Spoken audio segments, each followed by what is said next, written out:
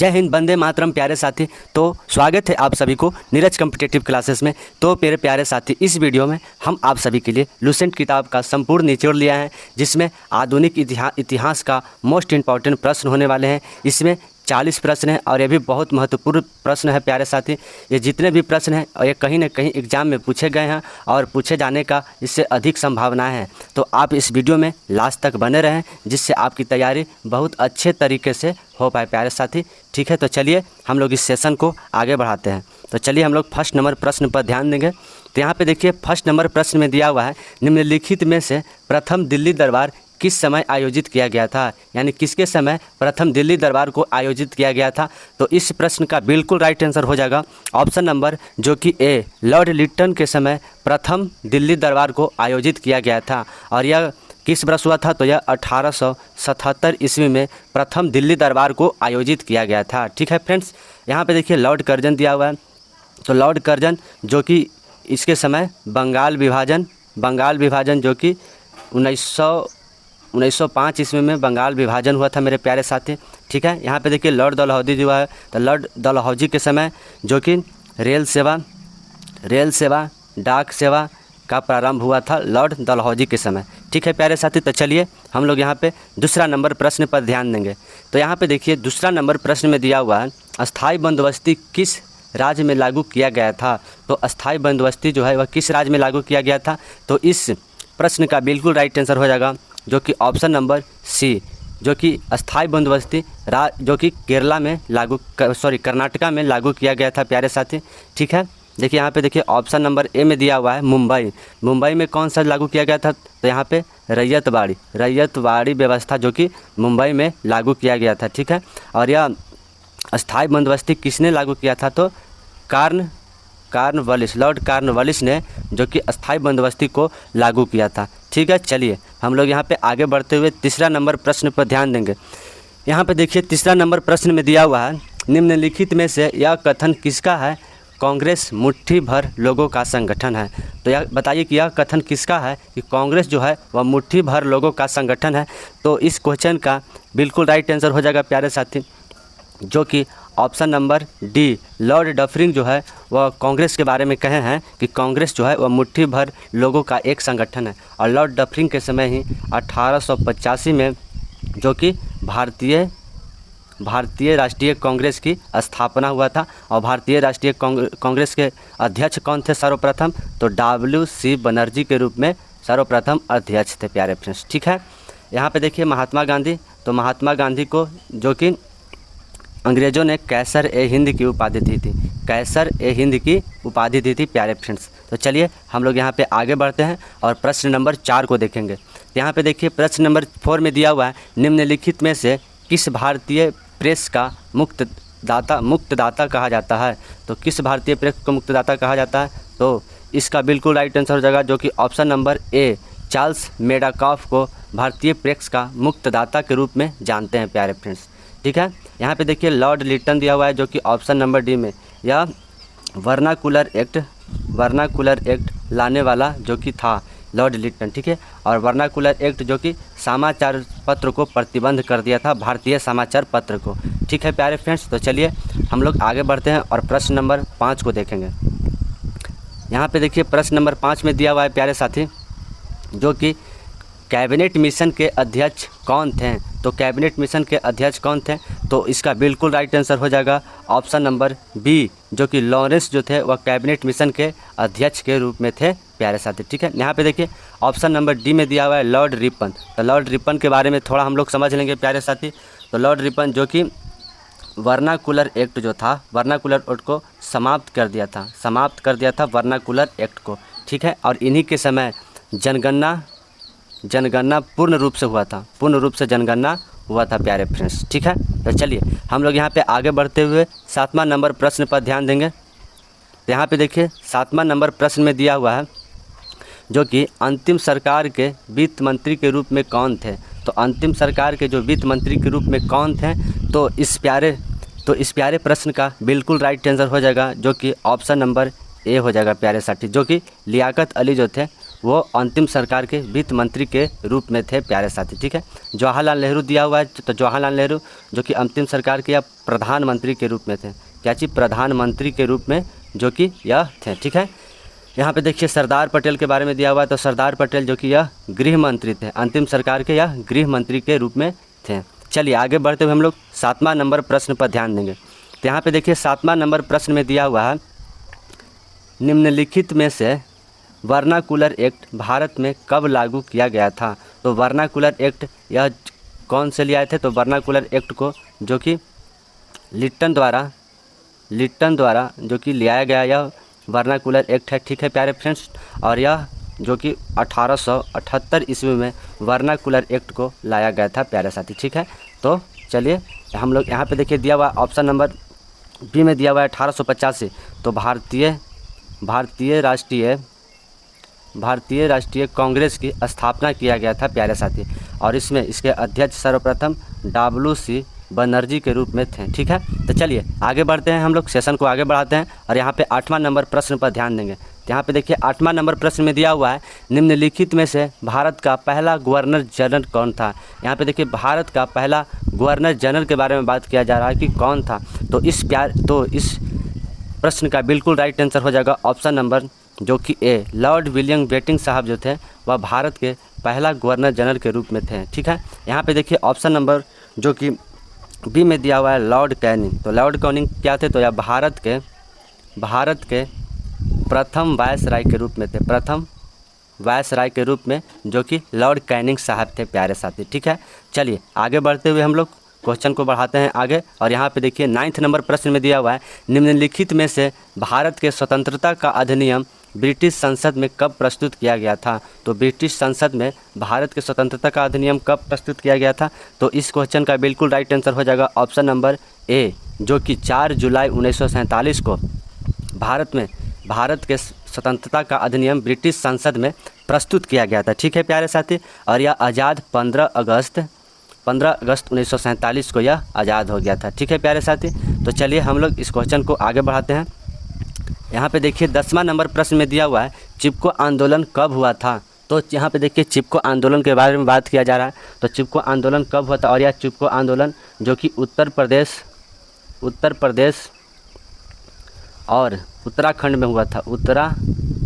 उत्तराखंड में यह चिपको आंदोलन हुआ था, और यह जो कि 1973 ईस्वी में चिपको आंदोलन जो कि प्रारंभ हुआ था प्यारे साथी, और यह पेड़ के काटने के संबंध में यह चिपको आंदोलन प्रारंभ हुआ था। यहाँ पे देखिए दिया हुआ है 1962। तो यह भारत और चीन के बीच युद्ध हुआ था। ठीक है, 1962 ईस्वी में। तो चलिए हम लोग यहाँ पे सेशन को आगे बढ़ाते हुए 11 नंबर प्रश्न पर ध्यान देंगे। तो यहाँ पे देखिए 11 नंबर प्रश्न में दिया हुआ है, निम्नलिखित में से किस भाषा को 8वीं अनुसूची से बाहर रखा गया है। तो 8वीं अनुसूची से किस भाषा को बाहर रखा गया है। तो यहाँ पे देखिए इसका बिल्कुल राइट आंसर हो जाएगा जो कि ऑप्शन नंबर ए, अंग्रेजी भाषा को, और भोजपुरी भाषा को और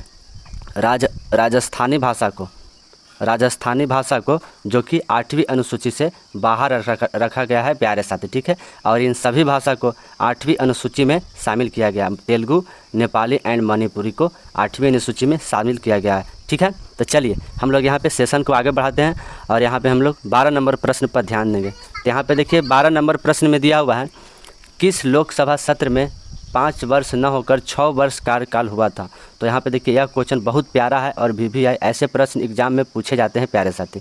तो 5 वर्ष न होकर 6 वर्ष हो गया था, कौन सा कार्यकाल लोकसभा का था। तो इस प्रश्न का बिल्कुल राइट आंसर हो जाएगा ऑप्शन नंबर ए, जो कि 5वीं लोकसभा के सत्र में 5 वर्ष का नहीं है 6 वर्ष का कार्यकाल हो गया था, और इस समय इंदिरा गांधी जो थे वह प्रधानमंत्री के रूप में थे। ठीक है, इंदिरा गांधी प्रधानमंत्री के रूप में थे। तो चलिए हम लोग यहाँ पे आगे बढ़ते हुए 13 नंबर प्रश्न पर ध्यान देंगे। तो यहाँ पे देखिए 13 नंबर प्रश्न में दिया हुआ है, पहले आपातकाल के दौरान भारत का राष्ट्रपति कौन था। तो पहले आपातकाल के दौरान भारत का राष्ट्रपति के रूप में कौन थे। तो इसका बिल्कुल राइट आंसर हो जाएगा जो कि ऑप्शन नंबर बी, तो डॉक्टर सर्वपल्ली राधाकृष्णन जो कि पहले आपातकाल के समय भारत के राष्ट्रपति के रूप में थे। यहाँ पे देखिए राजेंद्र प्रसाद, तो यह प्रथम राष्ट्रपति थे। प्रथम राष्ट्रपति के रूप में कौन थे, तो डॉक्टर राजेंद्र प्रसाद। यहाँ पे ऑप्शन नंबर सी में दिया हुआ है जाकिर हुसैन, तो यह प्रथम मुस्लिम कौन सा, तो मुस्लिम राष्ट्रपति के रूप में जो कि डॉक्टर जाकिर हुसैन थे। तो चलिए हम लोग आगे बढ़ते हुए प्रश्न नंबर 14 को देखेंगे। तो यहाँ पे देखिए प्रश्न नंबर 14 में दिया हुआ है, किस अनुच्छेद के अंतर्गत प्रत्येक राज्य संविधान के अनुरूप कार्य करेगी। तो किस अनुच्छेद के अंतर्गत प्रत्येक राज्य जो है वह संविधान के अंतर्गत कार्य करेगी, और या अगर यह कार्य नहीं करेगी तो यहाँ पे राष्ट्रपति शासन लागू हो जाएगा। ठीक है, यहाँ पे राष्ट्रपति शासन लागू हो जाएगा अगर राज्य जो है संविधान के अनुरूप कार्य नहीं करेगी। तो यह किस अनुच्छेद के अंतर्गत कहा गया है, तो यह 355 अनुच्छेद के तहत कहा गया है कि प्रत्येक राज्य अपने संविधान के अनुरूप कार्य करेगी। अगर नहीं कार्य करेगी तो वहाँ पे राष्ट्रपति शासन लागू कर दिया जाएगा। और राष्ट्रपति शासन को किस अनुच्छेद के तहत लागू किया जाएगा, तो यह 356 अनुच्छेद के तहत राष्ट्रपति शासन को लागू कर दिया जाएगा। तो चलिए यहाँ पे आगे बढ़ते हुए हम लोग 15 नंबर प्रश्न पर ध्यान देंगे। तो यहाँ पे देखिए 15 नंबर प्रश्न में दिया हुआ है, लोकसभा कितने दिन पूर्व 1/10 मत से पारित कर आपातकाल को हटा सकती है। तो लोकसभा जो है 1/10 मत से कितने दिन पूर्व आपातकाल को हटा सकती है। तो इस प्रश्न का बिल्कुल राइट आंसर हो जाएगा जो कि 14 दिन में जो कि लोकसभा 1/10 मत से लोग आपातकाल को हटा सकती है प्यारे फ्रेंड्स। तो चलिए आगे बढ़ते हुए हम लोग यहाँ पे 16 नंबर प्रश्न पर ध्यान देंगे। तो यहाँ पे देखिए 16 नंबर प्रश्न में दिया हुआ है, निम्नलिखित में से जो तारा सूर्य से द्रव्यमान से 3 गुना बड़ा हो उसे क्या कहते हैं। तो सूर्य के द्रव्यमान से जो 3 गुना बड़ा हो जाएगा उस तारा को हम लोग ब्लैक होल के नाम से हम लोग जानते हैं। क्या चीज़, ब्लैक होल के नाम से हम लोग जानते हैं प्यारे साथी। ठीक है, अब चलिए हम लोग यहाँ पे आगे बढ़ते हैं और 17 नंबर प्रश्न पर ध्यान देंगे। तो यहाँ पे देखिए 17 नंबर प्रश्न में दिया हुआ है प्यारे साथी, निम्नलिखित में से मध्यमंडल कितनी ऊंची पर स्थित है। तो मध्यमंडल जो कि कितनी ऊंची पर स्थित है, तो इसका बिल्कुल राइट आंसर हो जाएगा ऑप्शन नंबर जो कि सी, जो 80 किलोमीटर के इस दूरी पर जो कि मध्यमंडल स्थित है। और इस मध्यमंडल में जो कि तापीय मंडल आता है, और मध्यमंडल के ऊपर क्या है, तो मध्यमंडल के ऊपर आयन मंडल है, और आयन मंडल के ऊपर क्या है, तो बहिर्षी मंडल है, बहिर्ष मंडल के रूप में है प्यारे साथी। ठीक है, तो यहाँ चलिए हम लोग यहाँ पे आगे बढ़ते हैं। यहाँ पे देखिए प्रश्न दिया हुआ है 18 नंबर में, निम्नलिखित में से किस मंडल में अंतरिक्ष स्टेशन बनाए जा सकते हैं। तो यह बहुत प्यारा सवाल है। तो अंतरिक्ष स्टेशन किस मंडल में बनाए जा सकते हैं, तो इस क्वेश्चन का बिल्कुल राइट आंसर हो जाएगा ऑप्शन नंबर बी, जो कि आयन मंडल में अंतरिक्ष स्टेशन को बनाए जा सकते हैं प्यारे फ्रेंड्स। ठीक है, तो यहाँ पे देखिए ऑप्शन नंबर सी में दिया हुआ है समताप मंडल। समताप मंडल में जो कि ओजोन परत पाया जाता है। कौन सा परत, ओजोन परत समताप मंडल में पाया जाता है। और यहाँ पे जो कि हवाई जहाज़ जो कि समताप मंडल में उड़ते हैं। क्षोभ मंडल यह मंडल का सबसे निचला परत है, और जितने भी यहाँ पे वायु पाए जाते हैं, नाइट्रोजन पाए जाते हैं, नाइट्रोजन, ऑक्सीजन, ये सभी जो कि क्षोभ मंडल में पाए जाते हैं। चलिए आगे बढ़ते हैं हम लोग यहाँ पे सेशन के आगे बढ़ाते हुए, और यहाँ पे 19वां नंबर प्रश्न पर ध्यान देंगे। तो यहाँ पे देखिए 19वां नंबर प्रश्न में दिया हुआ है, ओजोन की मोटाई को मापने के लिए हम लोग किस यंत्र का प्रयोग करते हैं। तो इस प्यारे प्रश्न का इसका बिल्कुल राइट आंसर हो जाएगा जो कि ऑप्शन नंबर सी, जो कि ओजोन की मोटाई को मापने के लिए हम लोग डोप्सन का प्रयोग करते हैं। क्या चीज़, डोप्सन का प्रयोग हम लोग ओजोन की मोटाई को मापने के लिए करते हैं प्यारे साथी। ठीक है, तो चलिए आगे बढ़ते हैं हम लोग प्रश्न को 20वां नंबर प्रश्न पर ध्यान देंगे। तो यहाँ पे देखिए 20वां नंबर प्रश्न में दिया हुआ है, अधिकतम मौसम गतिविधियाँ जे आयुमंडलीय परत में होती है। तो अधिकतम मौसम गतिविधियाँ जो कि किस आयुमंडलीय परत में होती हैं, तो इस प्रश्न का बिल्कुल राइट आंसर हो जाएगा जो कि ऑप्शन नंबर सी, क्षोभ मंडल में जो है वह अधिकतम गतिविधियाँ होती है मौसम का। ठीक है, चलिए आगे बढ़ते हैं। और यहाँ पे ओजोन मंडल को हम लोग समताप मंडल के नाम से जानते हैं प्यारे साथी। समताप मंडल को हम लोग ओजोन मंडल के नाम से जानते हैं। और यहाँ पे देखिए आयन मंडल, तो यह 640 किलोमीटर के ऊंचाई पर आयन मंडल पाया जाता है। तो चलिए इस प्रश्न को आगे बढ़ाते हुए हम लोग यहाँ पे 21 नंबर प्रश्न पर ध्यान देंगे। 21 नंबर प्रश्न में दिया हुआ है, वायुमंडल में सबसे अधिक गैस कौन सी पाई जाती है। तो वायुमंडल में सबसे अधिक गैस कौन सी पाई जाती है, तो इस क्वेश्चन का बिल्कुल राइट आंसर हो जाएगा ऑप्शन नंबर सी, जो कि वायुमंडल में सबसे अधिक नाइट्रोजन के रूप में पाई जाती है। ठीक है, नाइट्रोजन के रूप में सबसे ज़्यादा जो कि ऑक्सीजन में पाई जाती है। उसके बाद हीलियम कितनी पाई जाती है, तो यहाँ पे देखेंगे हम लोग करीब 21%, 22% जो कि ऑक्सीजन पाई जाती है, और नाइट्रोजन के 78% के करीब नाइट्रोजन पाई जाती है। ठीक है, चलिए आगे बढ़ते हैं और यहाँ पे हम लोग 22वां नंबर प्रश्न पर ध्यान देंगे। तो तो यहाँ पे देखिए 22वां नंबर प्रश्न में दिया हुआ है, निम्नलिखित में से चिनुक किस प्रकार का पवन है। तो चिनुक जो है किस प्रकार की पवन है, तो इसका बिल्कुल राइट आंसर हो जाएगा ऑप्शन नंबर ए, जो कि चिनुक जो है वह गर्म हवाएं के रूप में जानी जाती है। ठीक है, तो चलिए हम लोग आगे बढ़ते हुए प्रश्न को यहाँ पे देखेंगे 23 नंबर प्रश्न को। तो यहाँ पे देखिए 23 नंबर प्रश्न में दिया हुआ है, निम्नलिखित में जो कि सिमुम हवाएं किस स्थानीय पर बहती है। तो सिमुम हवाएं जो हो या किस स्थान पर बहती है, तो इस क्वेश्चन का बिल्कुल राइट आंसर हो जाएगा ऑप्शन नंबर ए, जो कि सिमुम हवाएं जो है वह अरब प्रायद्वीपीय समूह में यह सिमुम हवाएं बहती है प्यारे फ्रेंड्स। ठीक है, जो कि यह सिमुम हवाएं जो कि कैसी हवाएं हैं, तो यह गर्म हवाएं हैं। कैसी हवाएं हैं? गर्म हवाएं। और यह प्रश्न भी आई है और यह एग्जाम में बहुत बार पूछे गए हैं सवाल है। यहाँ भारत में कौन सी हवाएं बहती है गर्म हवाएं, तो भारत में लू, यह फेमस हवाएं हैं और यह लू जो है बहुत गर्म हवाएं हैं। ठीक है, तो चलिए आगे बढ़ते हुए हम लोग प्रश्न को देखेंगे 24 नंबर प्रश्न को।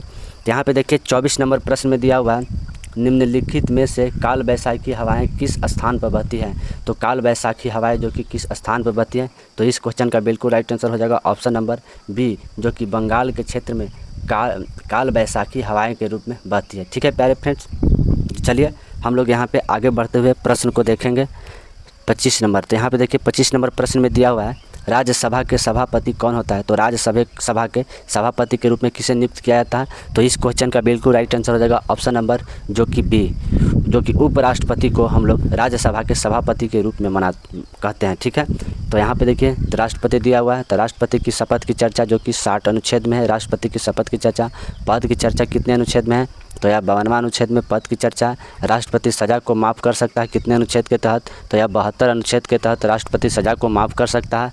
ठीक है, यहाँ पे प्रधानमंत्री दिया हुआ है, तो प्रधानमंत्री यह जो कि नीति आयोग के अध्यक्ष प्रधानमंत्री के रूप में होते हैं प्यारे साथी। तो चलिए आगे बढ़ते हैं हम लोग यहाँ पे और 26 नंबर प्रश्न को देखेंगे। तो यहाँ पे देखिए 26 नंबर प्रश्न में दिया हुआ है, निम्नलिखित में से राष्ट्रपति और उपराष्ट्रपति को विवादों का सुझाव कहाँ पे होता है, यानी किस संस्था में राष्ट्रपति और उपराष्ट्रपति का विवादों का सुझाव होता है। ऑप्शन नंबर ए में दिया हुआ है उच्च न्यायालय, ऑप्शन नंबर बी में दिया हुआ है प्रधानमंत्री, ऑप्शन नंबर सी में दिया हुआ है सर्वोच्च न्यायालय और ऑप्शन नंबर डी में दिया हुआ है लोकसभा। तो इस प्रश्न का बिल्कुल राइट आंसर हो जाएगा ऑप्शन नंबर सी, जो कि सर्वोच्च न्यायालय में जो कि राष्ट्रपति और उपराष्ट्रपति के विवादों का सुलझाव होता है मेरे प्यारे साथी। ठीक है, सर्वोच्च न्यायालय 124 अनुच्छेद के तहत आता है। यहाँ पे देखिए उच्च न्यायालय जो कि 224 अनुच्छेद के तहत आता है। उच्च न्यायालय लोकसभा जो कि कितने अनुच्छेद के तहत आता है, तो अनुच्छेद नंबर 81 के तहत जो कि लोकसभा के रूप में आता है। तो चलिए हम लोग यहाँ पे आगे बढ़ते हुए 27 नंबर क्वेश्चन पर ध्यान देंगे, वित्त आयोग के प्रथम अध्यक्ष कौन थे। तो वित्त आयोग के प्रथम अध्यक्ष कौन थे, तो इस प्रश्न का बिल्कुल राइट आंसर हो जाएगा ऑप्शन नंबर जो कि ए, केसी नियोगी साहब जो थे या वित्त आयोग के प्रथम अध्यक्ष के रूप में थे प्यारे साथी। ऑप्शन नंबर देखिए यहाँ पे बी में दिया हुआ है अरविंद पनगड़िया जो कि 16वें वित्त आयोग बनने वाले हैं, 16वें वित्त आयोग के रूप में बनने वाले हैं प्यारे साथी। देखिए यहाँ पे राजीव कुमार दिया हुआ है, तो यह चुनाव आयुक्त के अध्यक्ष हैं, चुनाव आयोग के अध्यक्ष के रूप में जो कि राजीव कुमार के रूप में है। तो चलिए आगे बढ़ते हुए हम लोग यहाँ पे 28वां नंबर प्रश्न के ध्यान देंगे। तो यहाँ पे देखिए 28वां नंबर प्रश्न में दिया हुआ है, भारत में कुल कितने राज्य और केंद्र शासित प्रदेश है। तो भारत में कुल कितने राज्य और केंद्र शासित प्रदेश है, ऐसे प्रश्न में कितने विद्यार्थी जो हैं और इसमें फंस जाते हैं। तो चलिए इसको हम अच्छा से समझा देते हैं।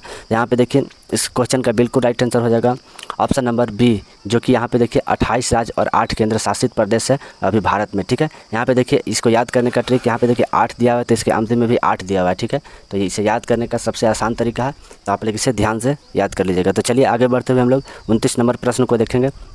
यहाँ पे देखिए 29 नंबर प्रश्न में दिया हुआ है, जो कि गौड़िया नृत्य किस राज्य का लोक नृत्य है। गौड़िया नृत्य किस राज्य का लोक नृत्य है प्यारे साथी। तो इस प्रश्न का बिल्कुल राइट आंसर हो जाएगा जो कि ऑप्शन नंबर ए, पश्चिम बंगाल में जो कि गौड़िया नृत्य बहुत ही फेमस लोक नृत्य है। ठीक है प्यारे साथी, यहाँ पे देखिए ऑप्शन नंबर बी में दिया हुआ है झारखंड। तो झारखंड कहाँ का लोक नृत्य है, झारखंड मतलब कि झारखंड का लोक नृत्य कौन सा है, तो झारखंड जो कि डोमचक, कौन सा, डोमचक यहाँ का सबसे फेमस लोक नृत्य है। ठीक है प्यारे साथी, तो पंजाब का एक त्यौहार बहुत फेमस है और कौन सा है, यह बैसाखी त्यौहार। बैसाखी त्यौहार यहाँ का सबसे फेमस जो कि त्यौहार है। तो चलिए आगे बढ़ाते हुए हम लोग प्रश्न नंबर 30 को देखेंगे। यहाँ पे देखिए प्रश्न नंबर 30 में दिया हुआ है, निम्न में से जो कि ऑस्ट्रेलिया की मुद्रा को क्या कहा जाता है? तो ऑस्ट्रेलिया की मुद्रा को हम लोग क्या कहेंगे? तो इस प्रश्न का बिल्कुल राइट आंसर हो जाएगा ऑप्शन नंबर जो कि डी हो जाएगा, ठीक है। इसे हम ऑस्ट्रेलियाई डॉलर के रूप में जानते हैं, ऑस्ट्रेलियाई को मुद्रा को। देखिए यहाँ पे ऑप्शन नंबर ए में दिया हुआ है पाउंड। तो पाउंड यह किस देश की मुद्रा है? तो यह ब्रिटेन की मुद्रा के रूप में पाउंड है। युआन कहाँ का है? तो युआन जो कि चीन का मुद्रा जो कि युआन के रूप में। एन कहाँ का है? तो एन जापान का है। कहाँ का? जापान का जो कि मुद्रा एन है, ठीक है। तो चलिए आगे बढ़ते हुए हम लोग यहाँ पे 31 नंबर प्रश्न पर ध्यान देंगे। तो यहाँ पे देखिए 31 नंबर प्रश्न में दिया हुआ है मिस्र की राजधानी क्या है? तो मिस्र की राजधानी मेरे प्यारे साथी ऑप्शन नंबर ए जो कि मिस्र की राजधानी काहिरा है मेरे प्यारे साथी, ठीक है। ऑप्शन नंबर देखिए यहाँ पे बी में दिया हुआ है टोक्यो। तो टोक्यो कहाँ की राजधानी है? तो यह जापान की राजधानी है। जापान की राजधानी जो कि टोक्यो है, ठीक है। जकार्ता कहाँ की राजधानी है? तो जकार्ता इंडोनेशिया की राजधानी जो कि जकार्ता है मेरे प्यारे साथी, ठीक है। तो चलिए आगे बढ़ते हुए हम लोग यहाँ पे 32 नंबर प्रश्न पर ध्यान देंगे। यहाँ पे देखिए 32 नंबर प्रश्न में दिया हुआ है ओपेक का मुख्यालय किस शहर में है? तो ओपेक का मुख्यालय किस शहर में है? तो इस प्रश्न का बिल्कुल राइट आंसर हो जाएगा ऑप्शन नंबर बी जो कि ओपेक का मुख्यालय वियना में है, ठीक है। वियना में ओपेक का मुख्यालय है और यह ऑस्ट्रिया में क्या जी? ऑस्ट्रेलिया नहीं, ऑस्ट्रिया में है, ठीक है। वियना, ठीक है। मनीला जो कि मनीला यहाँ पे जो कि किसका है? तो यह मनीला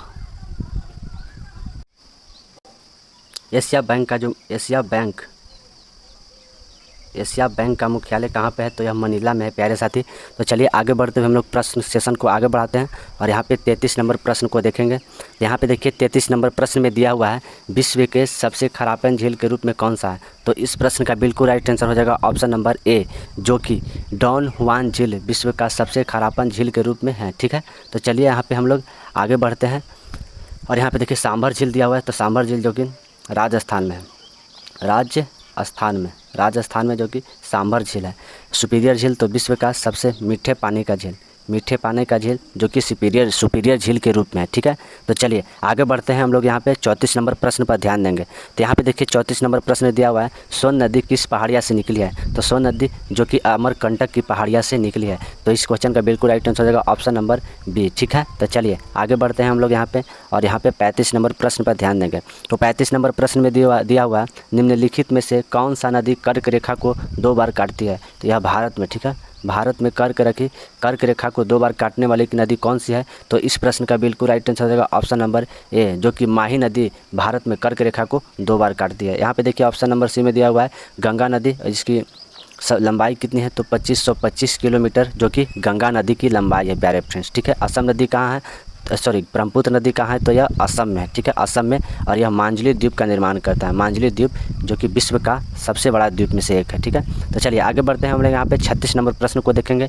निम्नलिखित में से खरीफ फसल कौन सा है? तो खरीफ फसल कौन सा है? तो ऑप्शन नंबर जो कि बी बिल्कुल राइट हो जाएगा, जो कि धान को हम लोग खरीफ फसल के रूप में जानते हैं, मक्का को भी कह सकते हैं खरीफ फसल, ठीक है। यहाँ पे देखिए गेहूँ, जौ और आलू ये सभी कौन सा फसल है? तो यह सभी रबी फसल के रूप में जाने जाते हैं। तो चलिए आगे बढ़ते हैं और यहाँ पे हम लोग 37 नंबर प्रश्न को देखेंगे। 37 नंबर प्रश्न में दिया हुआ है नालंदा विश्वविद्यालय की स्थापना किसने किया था? नालंदा विश्वविद्यालय की स्थापना जो कि ऑप्शन नंबर बी कुमारगुप्त ने नालंदा विश्वविद्यालय की स्थापना किया था, ठीक है। चंद्रगुप्त मौर्य जो कि मौर्य साम्राज्य के संस्थापक के रूप में चंद्रगुप्त मौर्य को माना जाता है। देखिए यहाँ पे देखिए दिया हुआ समुद्रगुप्त को हम लोग भारत का नेपोलियन के रूप में हम लोग जानते हैं, भारत का नेपोलियन के रूप में हम लोग समुद्रगुप्त को जानते हैं। तो चलिए आगे बढ़ाते हुए हम लोग 38 नंबर प्रश्न पर ध्यान देंगे। सिंधु घाटी सभ्यता में विशाल स्नानघर कहाँ है? तो विशाल स्नानघर जो कि ऑप्शन नंबर ए हो जाएगा बिल्कुल राइट, जो कि मोहनजोदड़ो में विशाल स्नानघर के रूप में मिला है, ठीक है। यहाँ पे देखिए लोथर में क्या चीज़ मिला है? तो लोथर में हाथी का दांत मिला है, जो कि लोथर में मिला है मेरे प्यारे स्टूडेंट। मोहनजोदड़ो में और क्या मिला है? तो स्वास्तिक चिन्ह यह मोहनजोदड़ो में मिला है, ठीक है। तो चलिए आगे बढ़ते हैं और यहाँ पे हम लोग 29 नंबर प्रश्न को देखेंगे। तो भारत का नेपोलियन किसे कहा जाता है? भारत का नेपोलियन जो कि ऑप्शन नंबर जो कि ए हो जाएगा समुद्रगुप्त को हम लोग भारत का नेपोलियन के नाम से हम लोग जानते हैं, ठीक है। बिम्बिसार जो कि हर्यक वंश के संस्थापक थे मेरे प्यारे साथी, ठीक है। चलिए आगे बढ़ते हैं और हम लोग यहाँ पे 40 नंबर प्रश्न को ध्यान देंगे और सबसे लास्ट प्रश्न है, ठीक है। निम्नलिखित में से कथकली किस राज्य का लोक नृत्य है? तो कथकली जो है यह जो कि ऑप्शन नंबर डी हो जाएगा, जो कि केरला का कथकली सबसे प्रमुख लोक नृत्य है। सबसे प्रमुख लोक नृत्य है कथकली। ठीक है, यहाँ पे देखिए ऑप्शन नंबर ए में दिया हुआ है उत्तर प्रदेश। तो उत्तर प्रदेश में कौन सा है? तो कथक, केवल कथक जो कहेगा ना कथक, तो यह कथक केवल उत्तर प्रदेश का है मेरे प्यारे साथी। ठीक है, गुजरात में कौन सा होता है? तो गुजरात में जो कि गरबा, गरबा जो नृत्य होता है वह गुजरात में होता है। चलिए, हमें यहाँ पे अंतिम प्रश्न था। तो मेरे प्यारे साथी, इस आपको यह वीडियो पसंद आया तो आप लाइक तो बहुत ज़रूरी करें, ठीक है, शेयर करें और सब्सक्राइब तो ज़रूर करें। अगर जो चैनल पर नए हैं, अगर चैनल पर आप नए हैं तो आप ज़रूर से ज़रूर चैनल को सब्सक्राइब कर लें, जिससे अगर वीडियो डालें तो आपको सर्वप्रथम नोटिफिकेशन प्राप्त हो प्यारे साथी। ठीक है, जय हिंद, आप सदा खुश रहिए प्यारे साथी।